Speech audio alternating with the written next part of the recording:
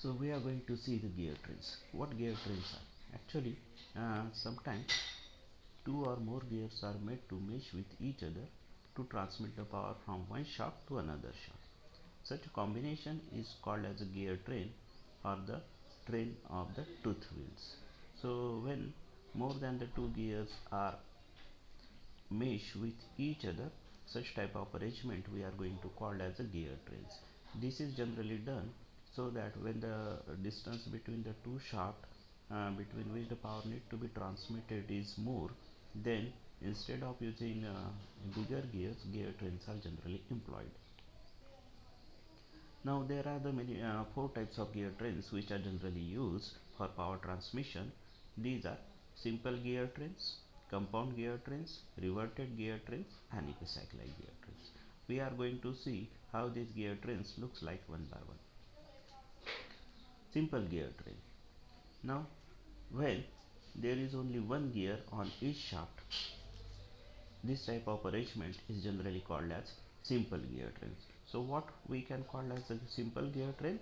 When one gear is mounted on one shaft or there is only one gear on one shaft, then this type of arrangement is called as a simple gear train. Now first of all we will just see there are the we will assume there are the two gears, that is one is the gear 1 is gear 1 mounted on the first shaft and gear 2 mounted on the second shaft. We will assume that gear 1 is a driver and gear 2 is a driven or follower. So when gear 1 rotates in a clockwise direction, gear 2 will rotate in the anti-clockwise direction. And if we assume that n1 is the speed of gear 1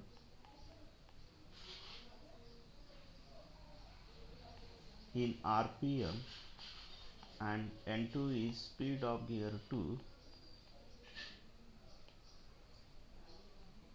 in rpm, and let t1 is number of teeth on gear 1 and t2 is number of teeth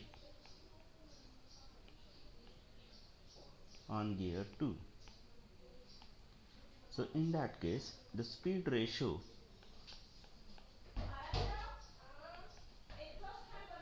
or we can call it as a velocity ratio also.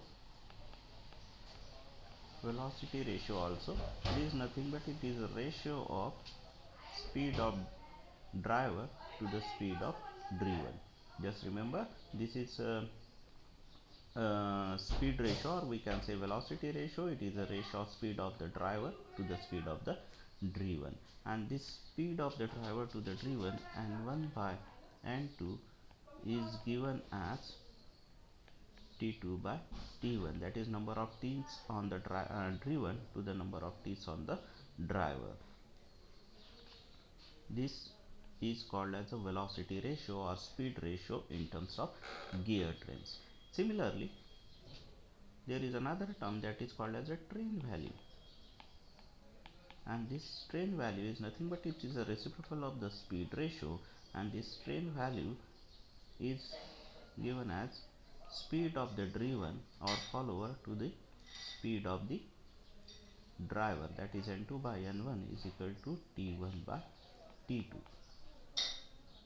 This term is called as a train value.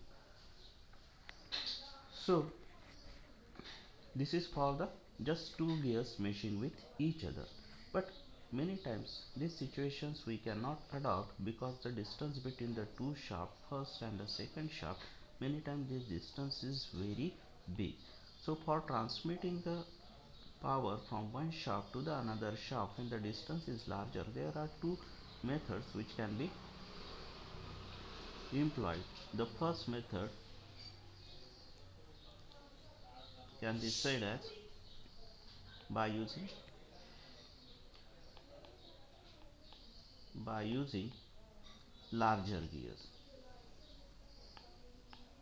and second method is by providing one or more by providing one or more intermediate gears. Intermediate gears. So we can simply we can consider, or we can very well understand the first method, that is by using the larger gear when the distance between the two shafts is very large.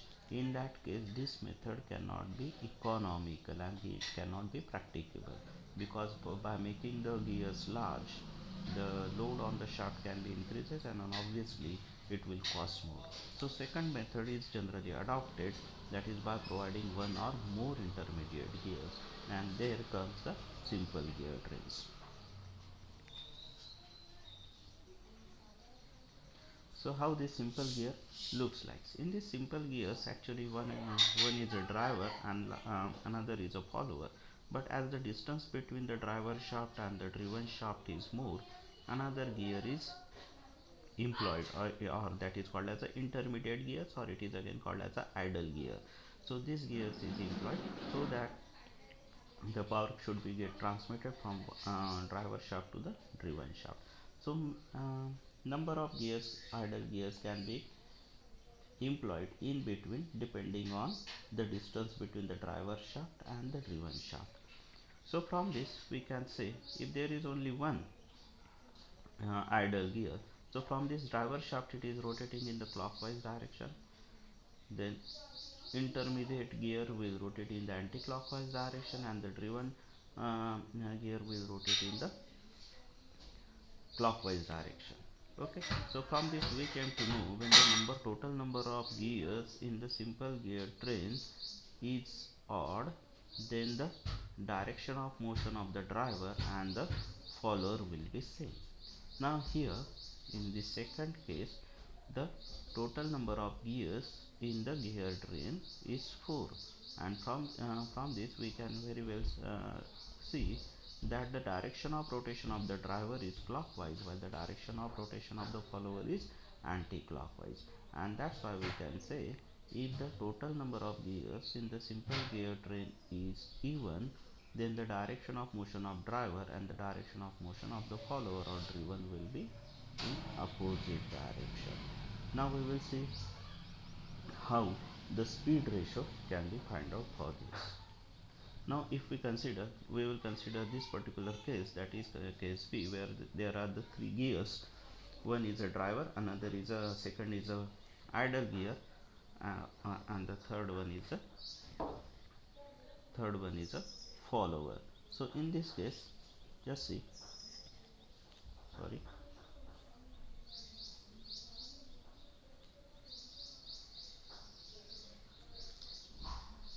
in this case we will say, suppose n1 speed of the driver in rpm, then n2 speed of intermediate gear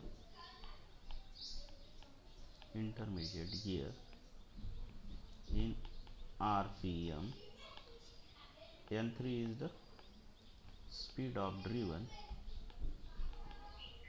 obviously in rpm, and t1, t2 and t3 are number of ticks on driver, intermediate gear and driven gear respectively. Okay, if we consider the gear 1 and gear 2, that is the gear 1 and gear 2, then we can say speed ratio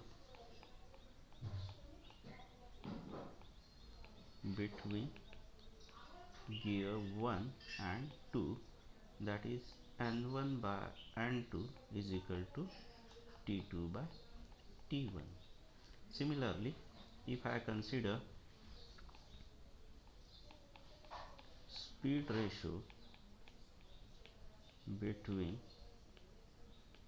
gear 2 and 3, in this case we can write down n2 by n3 is equal to t3 by t1. Now we will see speed ratio of the entire gear train. Speed ratio of gear train consisting 3 gears.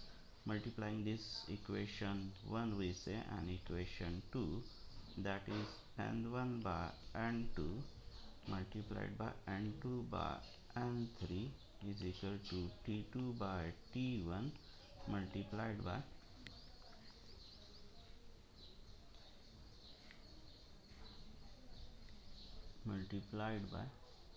t3 by t2. This term is actually t2. Okay. So from this we can very well, this n2 and n2 will get cancelled while this t2 and t2 terms get cancelled, and then the speed ratio comes out to be n1 by n3 is equal to t3 by t1. Okay, so from this what I am getting, that the speed ratio is nothing but,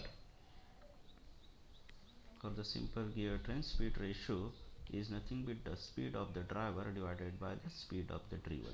Speed of the driver means first driver and speed of the driven means the last follower, is equal to number of teeth on the driven upon number of teeth on the driver. Or chain value, it is nothing but it is a reciprocal. Speed of the driven upon speed of the driver is equal to number of teeth on the driver upon number of teeth on the driven.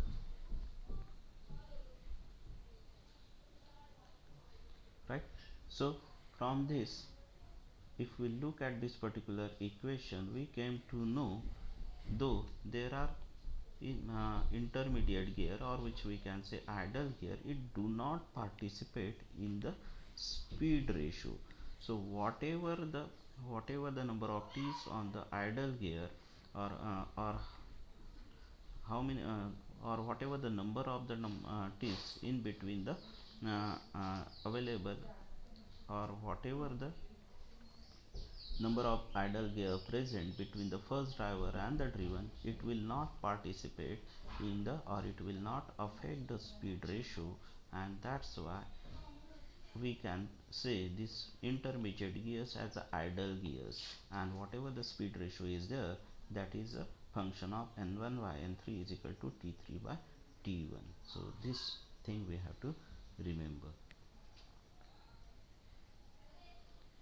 So this type of arrangement is generally used simple gear trains when the distance between the two shaft is larger. So this type of arrangement is more economical, and apart from that we can get the and we can manipulate the direction of motion.